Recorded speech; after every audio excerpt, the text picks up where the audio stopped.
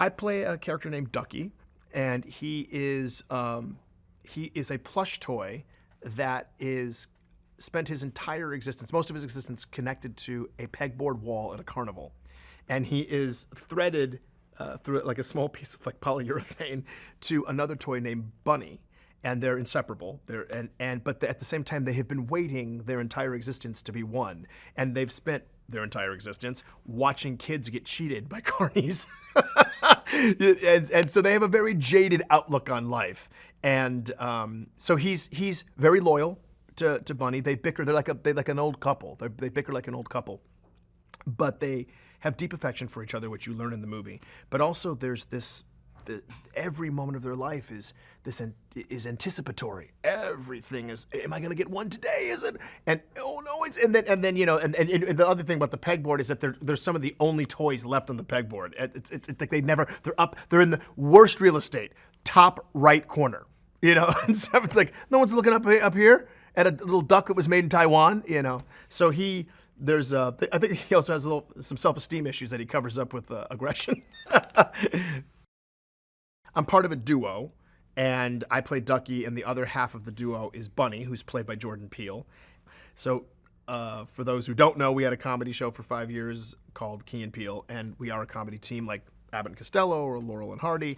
And so the dynamic is very interesting. They're very similar in their outlook of the world. They just want to be owned by a kid, but the kid, they don't even have they don't have an opportunity they don't know what they could do to get their chances to be better. I mean, they're carnival toys, you know, the ring toss, it's all fixed.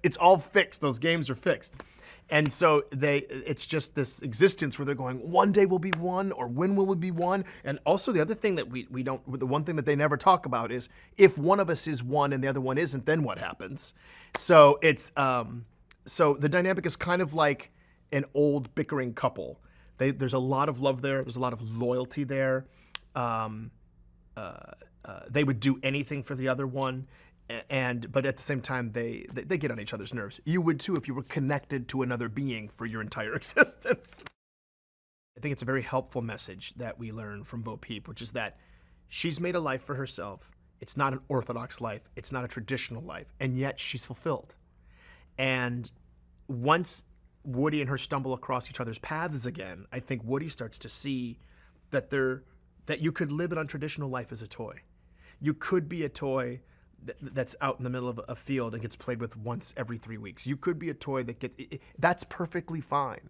And I think it's a really lovely thing for kids to learn. I think because if a kid, look, we're all looking for safety. And if a kid goes, I'm just going to go with the flock and do what all those other kids do, or my parents are saying, here's what the culture-scape tells us we're supposed to do, and here's this beloved character in the Disney world that is doing whatever she wants and is thriving at it, and that's exciting. Something that's very funny about Toy Story 4 is Forky's creation and Forky's evolution. You just can't. I was in a small screening room with 9 people, 6 of which I was related to, and 2 of which are under the age of 10. And to see the work that Tony Hale did, the work that the animators do, the work that Josh did with this character Forky, it's fantastic and takes its time as he's. One thing, it's just so funny to watch him just be on this laser path. Trash. He just thinks it's so funny. It's hilarious and a little heartbreaking that he's like, this is what am I exist? I'm a spork, for heaven's sake. I'm supposed to be used and then thrown away. That's what I'm here for. And I love that he knows that as his purpose.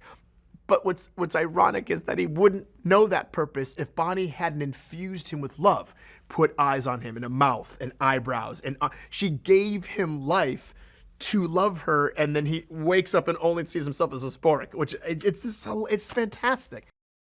Josh Cooley is the director, and I'm so very privileged to have been able to work with him, and I think Jordan would say the same. We just really had a wonderful time. He was sometimes the best thing with the director is when they're open to collaboration and they're willing to put their ego aside for a part of their vision. Now, I think in regard to this film, in regard to Josh's vision, it was what about our protagonist haven't we explored yet? What about Woody have we not explored yet? And I think that without ruining anything, he's really come up with a fantastic idea, which is that I think even Woody, in a way, he doesn't know that he's going through an existential crisis. It's fun that I feel like it's subconsciously happening to him. Hi guys, here's today's daily fact. The famous Lion King score was created by renowned composer Hans Zimmer, who after dozens of famous soundtracks accepted the role only because he had a young daughter who liked animated films and, quoting him word by word, "Dad wanted to show off." Remember to click below to subscribe, and if you are a sleep-deprived binge watcher like myself, you need my shirt in the description below.